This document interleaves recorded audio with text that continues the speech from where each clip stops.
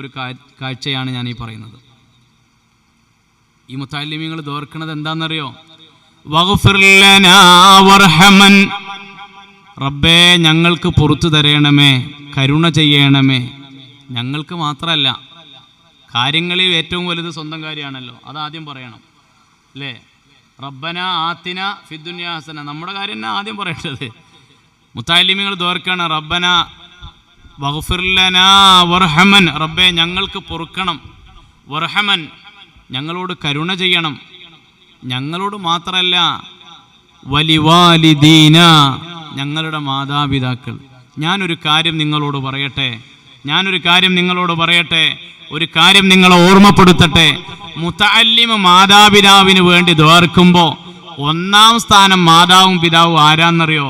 ആ മുത്തഅല്ലിമിനെ വളർത്തുന്ന, ആ മുത്തഅല്ലിമിനെ സംരക്ഷിക്കുന്ന, ആ മുത്തഅല്ലിമിനെ പഠിപ്പിക്കുന്ന, ആ മുത്തഅല്ലിമിന് വേണ്ട സഹായ സൗകര്യങ്ങൾ ചെയ്തു കൊടുക്കുന്നയാളാണ്. ആ പ്രദേശത്തെ ആണും പെണ്ണുമായിട്ടുള്ളവരാണ് അവരുടെ മാതാവും പിതാവും. ഒന്നാമത് ദർസിലുള്ള ഒരു മുത്തഅല്ലിം, പഠിക്കുന്ന ഒരു മുത്തഅല്ലിമിന്റെ മാതാവും പിതാവും ഒന്നാമത്തത് അവരെ പഠിപ്പിക്കുന്നവർ തന്നെയാണ്. അതിനൊരു സംശയവും വേണ്ട.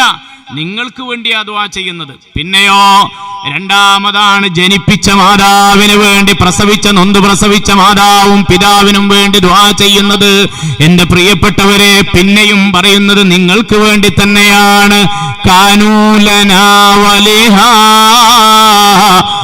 ദർസി അഅ്വാനാ, ഈ ദർസിനെ സഹായിച്ചുകൊണ്ടിരിക്കുന്ന ആളുകൾ, അവർക്കും നീ കരുണ ചെയ്യണേ അല്ലാ. അള്ളാഹു ആ പ്രാർത്ഥനകളൊക്കെ സ്വീകരിക്കട്ടെ. ഇതേ ദുആ ചെയ്തുകൊണ്ടാണ് നമ്മുടെ മുത്തഅല്ലിമീങ്ങൾ, ഖുർആൻ പഠിക്കുന്നവർ, ജൂനിയർ കോളേജിൽ പഠിക്കുന്നവർ ഒക്കെ ദുആ ചെയ്തുകൊണ്ടാണ് അവരുടെ പഠനം ആരംഭിക്കുന്നതെങ്കിൽ, എൻ്റെ പ്രിയപ്പെട്ട സഹോദരങ്ങളെ, അങ്ങനെ പഠിക്കുന്ന മുത്തഅല്ലിമീങ്ങൾക്ക് അസൗകര്യമുണ്ടെന്നറിയുമ്പോൾ ആ അസൗകര്യം പരിഹരിക്കാൻ വേണ്ടിയാണ് അബുദാബിയിലെ കമ്മിറ്റിയുടെ സഹായത്തോടുകൂടി ഈ ഒരു ബിൽഡിങ്ങിൻ്റെ മുകളിലേക്ക് വാർത്തുകൊണ്ട് സൗകര്യപ്പെടുത്തിക്കൊണ്ടിരിക്കുന്നത്. ഇൻഷാ അല്ലാഹ് ഇനിയും അതിൻ്റെ പണികൾ പൂർത്തീകരിക്കാൻ വേണ്ടി ഒരു 10-18 ലക്ഷത്തോളം രൂപ അല്ലേ ആവശ്യമുണ്ടെന്നാണ് അറിയാൻ കഴിഞ്ഞത്. 18 ലക്ഷം രൂപ എന്ന് പറയുമ്പോൾ അതൊരു വലിയ സംഖ്യ തന്നെയാണ്. പക്ഷേ ഞാനൊരു കാര്യം പറയട്ടെ, ആത്മാർത്ഥമായി ഹൃദയം കൊണ്ട് ഉൾക്കൊണ്ട് ഈ ഒരു മഹത്തായ സംരംഭത്തെ സഹായിക്കേണ്ടത് എന്റെ ബാധ്യതയാണെന്നൊരാൾ തിരിച്ചറിഞ്ഞാൽ അതൊരു വലിയ സംഖ്യയല്ല.